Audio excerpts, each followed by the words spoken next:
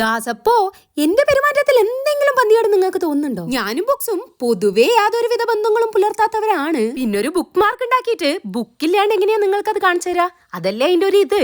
ഏത് ഇനിയിപ്പൊ അതും ഇതും പറഞ്ഞേക്കാണ്ട് നമുക്ക് കാര്യത്തിലേക്ക് അങ്ങോട്ട് കടക്കാം. നമ്മുടെ ആക്രി സീരീസ് തുടങ്ങിയിട്ട് ഇത് 2ാമത്തെ എപ്പിസോഡാണ്. ഞാൻ തുടക്കത്തിൽ പറഞ്ഞ പോലെ ഞാനും പുസ്തകങ്ങളും തമ്മിൽ വലിയ ബന്ധങ്ങളൊന്നുമില്ല. കൊളോക്കിയലി കൊളാക്കി പറഞ്ഞാൽ നമ്മൾ തമ്മിൽ ചൊടിയിലാണ്. പക്ഷെ ബുക്സുകളുമായിട്ട് ബന്ധം പുലർത്തുന്ന ഒരാള് നമ്മുടെ വീട്ടിലുണ്ട്. അതാണ് നമ്മുടെ അച്ഛന്റെ അമ്മായി. ഇത് നമ്മൾ അമ്മായിക്ക് ഗിഫ്റ്റ് കൊടുക്കാൻ വേണ്ടി ഉണ്ടാക്കിയതാണ്. ഈ വാലാട്ടി കൊടുക്കണ ഇഷ്ടായ ഒരു ഓറഞ്ച് നിങ്ങൾ തരുമല്ലോ അല്ലേ? അപ്പൊ ഇനി ഇന്നത്തെ ഡേന്റെ ഒരു സ്നീക്ക് പീക്ക് നോക്കിയാലോ? നമ്മളിന്ന് പോയത് പരം സയൻസ് സെന്ററിലേക്കാണ്. കൂടെ നമ്മുടെ കുറച്ച് റിലേറ്റീവ്സും ഉണ്ടായിരുന്നേ. ഉള്ളിൽ കയറിയത് നമ്മളെ വെൽക്കം ചെയ്യാൻ ഈ റോബോട്ട് ബോബോവും ഉണ്ടായിരുന്നു.